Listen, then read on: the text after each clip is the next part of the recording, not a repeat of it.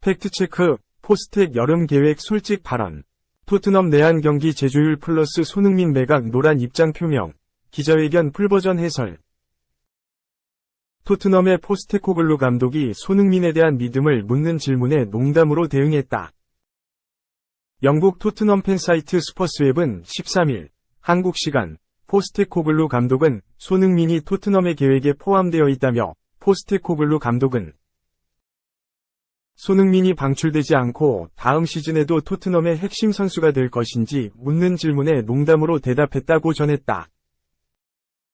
또한 토트넘은 대규모 선수단 개편을 추진하고 있고 올 여름 이적 시장에서 대규모 방출이 있을 것이라는 보도가 있었다. 토트넘은 이미 수많은 선수들의 이적 제안을 듣고 있다며 포스테코글루 감독은 자신의 시스템에 적합한 선수들로 팀을 구성하고 싶어 하기 때문에 올 여름 이적 시장에서 몇 가지 어려운 결정을 내려야 한다고 덧붙였다. 포스테코글루 감독은 손흥민이 자신이 구상하는 계획에 포함되어 있는지 묻는 질문에 손흥민의 애칭, 우리 미래의 일부가 될 것이라는 예측은 정말 대단하다. 손흥민은 우리 미래의 일부가 될 것이라고 언급했다. 손흥민은 다음 시즌까지 토트넘과 계약되어 있는 가운데 다수의 현지 매체는 손흥민이 올 시즌 종료 후 토트넘과 재계약을 체결할 것으로 예측하고 있다. 포스테코글루 감독은 올 시즌 남은 경기에서 유럽 축구연맹, 우에파, 챔피언스리그 출전 티켓 획득 도전을 이어갈 것인지 다음 시즌을 위한 리빌딩에 초점을 맞출 것인지 묻는 질문에 포기는 가혹한 단어라며 그게 무슨 뜻인가? 나는 12시에 훈련장에서 와서 라떼를 마시고 집에 가 선수들이 그냥 훈련하게 놔둬야 하나? 나는 아무것도 포기하지 않는다. 나는 토트넘을 위해 매일 치열하게 싸우고 있다. 며 분노하기도 했다.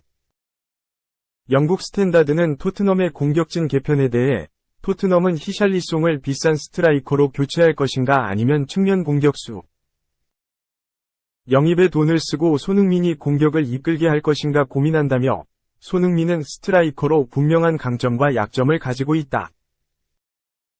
손흥민은 엘리트 피니셔이고 여전히 빠르지만 볼 키핑력과 공중볼 경합 능력이 뛰어나지는 않다는 뜻을 나타냈다.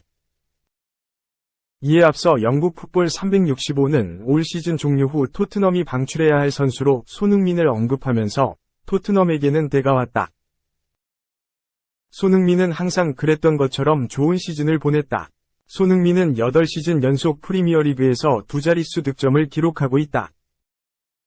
토트넘은 케인이 떠난 이후의 시기에 대해 엄청나게 불안해했고 이제는 손흥민 이후의 시대도 생각해야 한다고 전하기도 했다.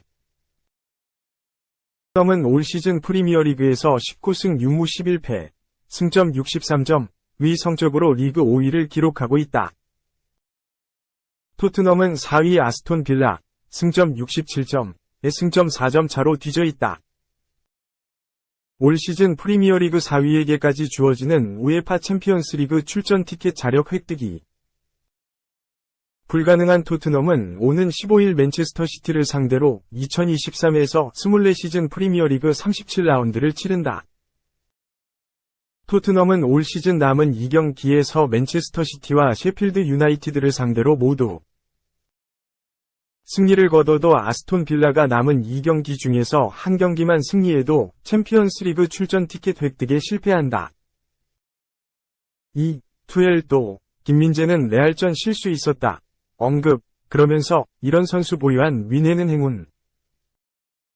토마스 투엘 감독은 마지막에도 김민재가 레알 마드리드와의 유럽 축구연맹, 우에파, 챔피언스리그, UCL, 4강 1차전에서 실수를 했던 걸 언급했다. 바이에른 뮌헨은 13일 오전 0시 30분 이하 한국 시간 독일 뮌헨에 위치한 알리안츠 아레나에서 열린 2023에서 24시즌 독일 분데스리가 33라운드에서 볼프스부르크에 2에서 0으로 승리했다. 이로써 뮌헨은 승점 72점으로 2위에 볼프스부르크는 승점 37점으로 12위가 됐다. 이날 김민재가 선발 출전했다. 김민재는 레알과의 UCL 4강 1차전에서 마타이스 대 리으트 부상 속 선발 출전했는데 최악의 실수를 연이어 보여 비판을 받았다. 김민재 입장에선 벤치 자원에서 주전으로 다시 발돋움을 하며 올 시즌을 떠나 다음 시즌 때 주전 경쟁 청신호를 밝힐 수 있었지만 실패했다.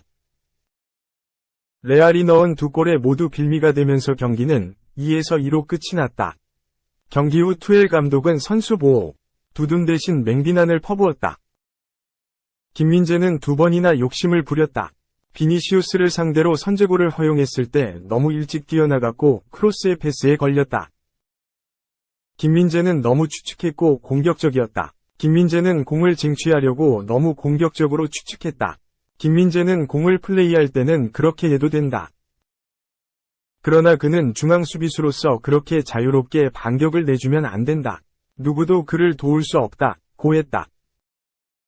또 두 번째 골에서도 아쉽게 실수가 나왔다.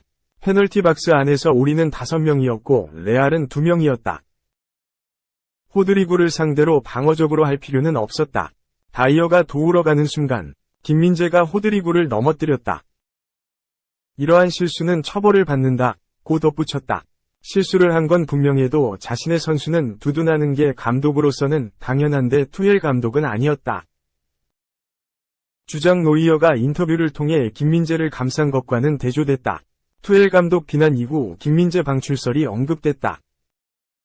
미넨 소식을 전하는 FC 인사이드는 지난 6일 미넨은 여름에 스쿼드를 개편하려고 하며 김민재를 판매 명단에 올렸다. 김민재는 미넨에서 인상적인 활약을 펼치기도 했지만 레알 마드리드와의 유럽 축구연맹, 우에파, 챔피언스리그, UCL 4강 1차전에서 연이은 실수를 보이는 등 최근 평판이 악화됐다. 이제 매각 명단에 올랐다는 소식까지 들리고 있다. 고 이야기했다. 이어 김민재는 레알과 경기에서 형편없는 포지셔닝과 지나치게 탐욕스러운 태클로 페널티킥을 내줬다. 미넨 팬들은 분노했고 미넨 보드지는 적절한 제안이 오면 한 시즌밖에 뛰지 않은 김민재를 보낼 준비를 하고 있다. 레알전 경기가 결정적이었다. 이전까지 김민재는 매각 후보가 아니었지만 레알전 이후 바뀌었고 이탈 가능성이 구체화되고 있다. 나폴리 복귀설이 있는데 미넨은 5천만 유로, 약 731억 원을 주면 내보낼 위사가 있다. 고 주장했다. 독일 빌트의 크리스티안 폴크 기자도 나폴리의 노력에도 불구하고 현재 김민재의 이적은 불가능하다.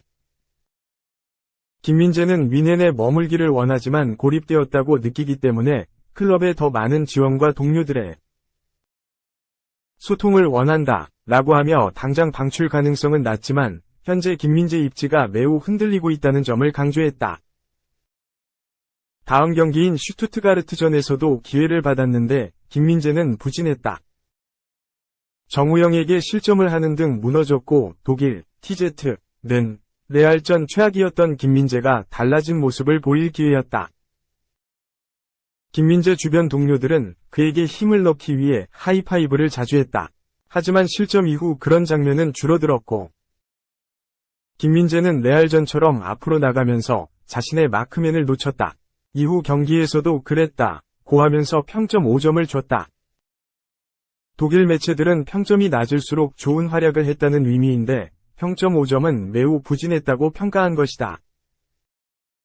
레알과 2차전에선 교체로 나선 김민재는 300을 형성하면서 알폰소 데이비스 골을 지키기 위해 노력했지만 호셀루에게 멀티골을 내주면서 미넨은 탈락을 했다. 최악의 분위기 속 김민재는 볼프스부르크전에 나서 75분을 소화하면서 걷어내기 3회, 태클 1회, 지상경합 1회, 1회 시도, 공중경합 1회, 1회 시도, 볼터치 94회, 패스 성공률 99%, 86회 중 85회 성공, 롱볼 2회, 2회 시도, 벗어난 슈팅 1회 등을 기록했다.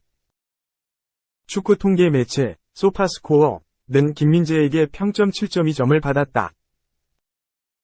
오랜만에 호평을 받았으나 부상을 당했다. 후반 26분경 볼프스부르크 공격을 막다가 상대와 경합을 했고 발목이 삐는 부상을 당했다. 독일 빌트는 김민재는 좌측 발이 삐었다. 심각한 부상은 아니다. 고 전했다. 미넨은 호펜하임전만 남기고 있는데 김민재는 나서지 않을 가능성이 높다. 이번 경기가 김민재의 올 시즌 마지막 경기였다. 한편 투엘 감독은 김민재를 두고 그와 함께할 수 있어 매우 기뻤다. 안타깝게도 레알과의 1차전에서 실수를 하기도 했다. 고 하면서 또 레알전을 언급했다. 경기 후 맹비난을 퍼부은 후 투엘 감독은 강도가 낮아지긴 했지만 김민재를 이야기할 때마다 레알 1차전 실수를 언급 중이다. 지난 슈투트가르트 사전 기자회견에서도 그랬다. 이어 그럼에도 난 김민재를 신뢰했다. 김민재는 2023 아시아 축구연맹 AFC 카타르 아시안컵까지 매경기 뛰었고 쉴 틈도 없었다. 김민재에 대한 평가를 요약하자면 모든 축구선수가 커리어를 보내다 보면 약간의 어려움이 있다. 그럼에도 그가 보인 방식과 성격은 매우 긍정적이었다. 김민재가 뮌헨에 와서 기쁘다. 뮌헨이 최고의 정신력을 가진 최고의 선수를 보유하게 된 건 행운이다. 고 말했다. 투엘 감독은 올 시즌만 지휘를 하고 뮌헨을 떠나기로 했다. 연장 가능성 이야기가 나왔지만 실현되지 않을 거라 투엘 감독이 못 박았다. 김민재를 향해 고별사를 전한 투엘 감독이다. 3. 웨데가르드 플러스 라이스 플러스 더 용 역대급 조합 노린다. 1182억 지불 불사. 영국 매체 팀토크는 12일 한국 시간 아스널은 올여름 이적 시장에서 프랭키 더 용 26 바르셀로나 위 영입으로 맨체스터 유나이티드 맨유를 좌절시킬 준비를 마쳤다. 라고 보도했다. 아스널은 올 시즌 프리미어리그 우승 후보 중 한 팀으로 거론된다. 리그에서 36경기를 치른 현재 26승 5무 5패로 승점 83점을 획득하면서 맨체스터 시티, 맨시티와 치열한 우승 경쟁을 벌이는 중이다. 탄탄한 중원이 아스널의 원동력으로 꼽힌다. 마르틴 웨데가르드, 25는 지난해 여름 합류한 데클란 라이스, 25와 함께 매끄러운 호흡을 과시하며 팀의 상승세를 이끌었다. 미켈 아르테타 감독은 여기에 만족하지 않았다. 올여름 이적 시장에서 더 많은 정상급 선수를 영입해 줄 것을 에두 가스파르 스포츠 디렉터에게 요청한 것으로 전해졌다. 새로운 미드필더 영입은 아스널의 목표 중 하나로 꼽힌다. 올여름 토마스 파르티, 32. 이적이 유력한 탓에 그의 공백을 메울 대체자를 영입해야 한다는 주장이 지배적이다. 아스널의 시선은 더 용을 향했다. 이번 보도에 따르면 아스널은 더 용을 웨데가르드, 라이스와 호흡을 맞출 이상적인 선택지로 평가하고 있다. 더 용은 현재 세계 최고의 미드필더 중 한 명으로 꼽힌다. 중앙 미드필더는 물론 수비형 미드필더까지 가능한 멀티자원으로 안정적인 경기 조율 능력과 정확한 패싱력이 장점으로 꼽힌다. 올 시즌도 좋은 활약을 펼쳤다. 잔부상에 시달리기는 했지만 모든 대회를 통틀어 30경기에 출전하면서 여전히 제 몫을 다하고 있는 바르셀로나 선수 중 한 명으로 평가받고 있다. 꾸준한 활약과 달리 바르셀로나에서의 미래는 불투명하다. 더 용은 오는 2026년 계약 만료를 앞두고 바르셀로나와 일찌감치 재계약 협상에 돌입했지만 아직까지 합의에 도달하지 못했다. 이적 가능성을 배제할 수 없다. 재정적으로 어려움을 겪고 있는 바르셀로나는 더 용이 올여름까지 재계약에 동의하지 않을 경우 그를 매각해 수익을 창출할 계획이다. 이 틈을 아스널이 파고들었다. 팀토크는 아스널은 더 용을 영입하기 위해 바르셀로나가 요구하고 있는 8천만 유로, 약 1182억 원, 위 이적료를 기꺼이 지불할 의향이 있다. 라고 전했다.